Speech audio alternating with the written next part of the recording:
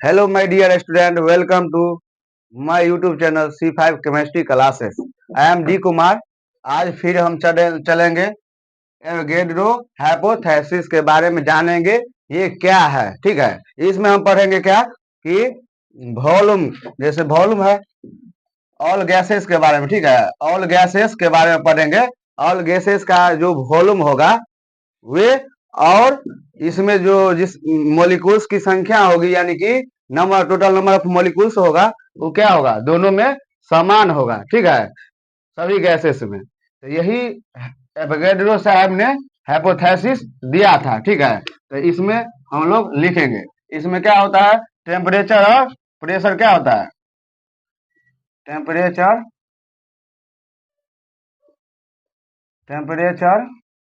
ठीक है, and pressure. ठीक, temperature and pressure physical condition में क्या होता है, फिजिकल टेम्परेचर प्रेशर क्या है, एक फिजिकल कंडीशन है। ठीक है, क्या है, फिजिकल कंडीशन है। ठीक, फिजिकल कंडीशन है, तो ये क्या होना चाहिए, रिमेन सेम होना चाहिए। क्या होना चाहिए, रिमेन सेम होना चाहिए। ठीक है, यानी टेम्परेचर और प्रेशर इसमें अगर सेम कर दिया जाए तो हम एवोगैड्रो हाइपोथेसिस के बारे में जानकारी प्राप्त कर सकते हैं, या कह सकते हैं कि वॉल्यूम सब निकाल सकते हैं। ठीक है, तो इसमें देखेंगे, यहाँ पे लिख सकते हैं देन, ठीक है, than equal volume of all gases. ठीक है, all equal volume of all gases contains. ठीक है, all gases contains equal number of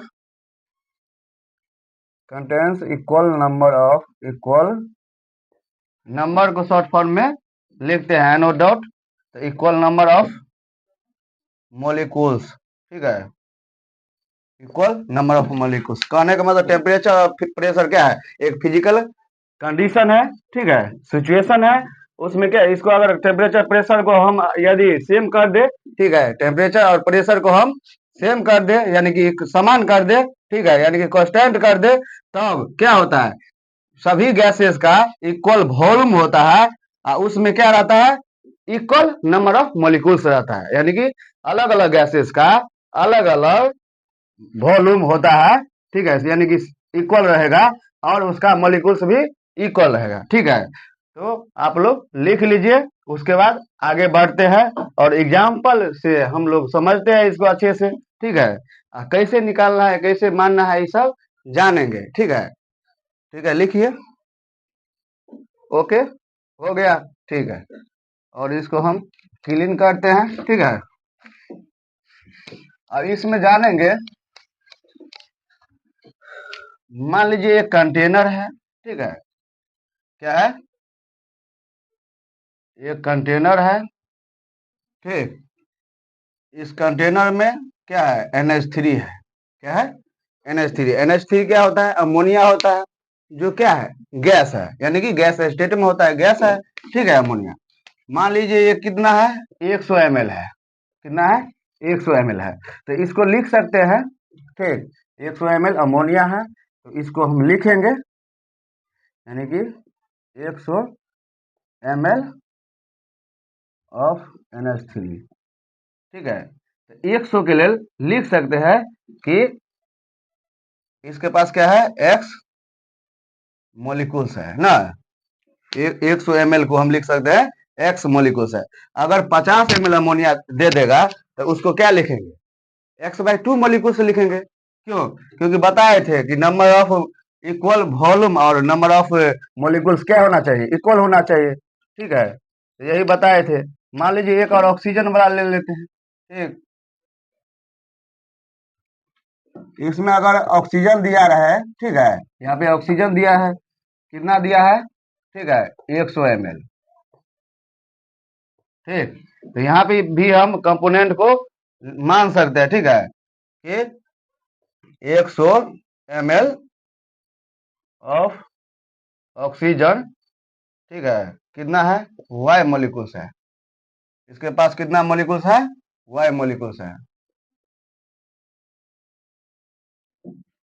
Y molecules है इसके पास, ठीक है।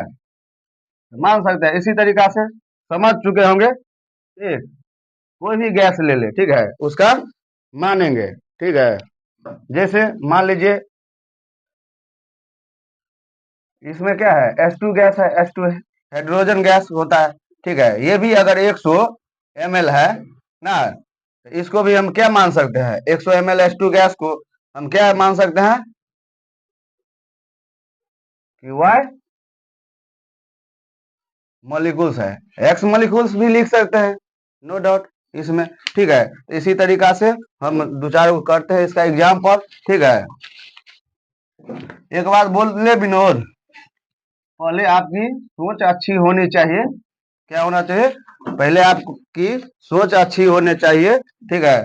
जब सोच में बीमारी लग जाता है तब इंसान मरने के समान होता है, ठीक है। मान लीजिए 100 ml, ठीक है, 100 ml ऑफ, क्या है, 100 ml ऑफ मीथेन गैस है, ठीक है।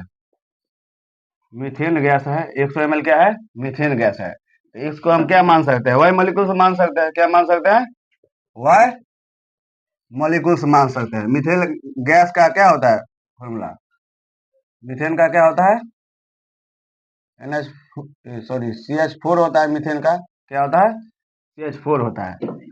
तो इसी तरीका से अगर दे देगा कि 50 ml ऑफ,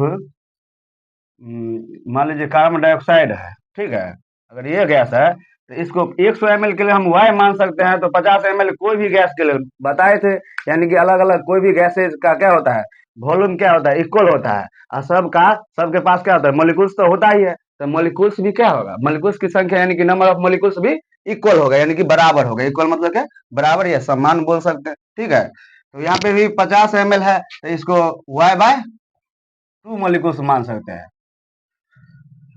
अरे बचपन में पढ़े होंगे, ठीक है, बचपन में पढ़े होंगे कि 100 किलो वाई है तो 50 किलो, इसका आधा कर दिए, तो इसको भी तो आधा करना पड़ेगा, ठीक है। इसी तरीका से 100 ml ऑफ CO है, ठीक है, यानी कि 100 ml ना, 200 ml अगर हम CO2 का अगर कर देंगे तो क्या होगा, यहाँ पे 2y मॉलिक्यूल्स होगा, क्या होगा, 2y मॉलिक्यूल्स होगा, ठीक है। अगर 300 ml कर दे, 300 ml ऑफ N2 कर देंगे, तो इसको हम क्या मानेंगे, यानी 3 गुना हो गया ना, इसका वॉल्यूम है जो 3 गुना हो गया, तो इसका मॉलिक्यूल्स भी 3 गुना हो जाएगा, 3y मॉलिक्यूल्स, ठीक है। यानी कि 3 टाइम्स इसका वॉल्यूम बढ़ा तो 3 टाइम्स क्या होगा, मॉलिक्यूल्स बढ़ेगा। यानी कि बताए थे कि वॉल्यूम और मॉलिक्यूल्स क्या होता है, इक्वल होता है, ठीक है। तो इसी तरीका से हम लोग जान चुके हैं। अगर वीडियो अच्छी लगे तो सब्सक्राइब कर दीजिएगा, लाइक कर कीजिएगा और कमेंट भी कीजिएगा, ठीक है। बेल आइकन को भी हिट कर दीजिएगा ताकि आपको इसी तरीका से कंटेंट आप लोग के पास पहुंचता रहे, ठीक है। थैंक यू, धन्यवाद, धन्यवाद।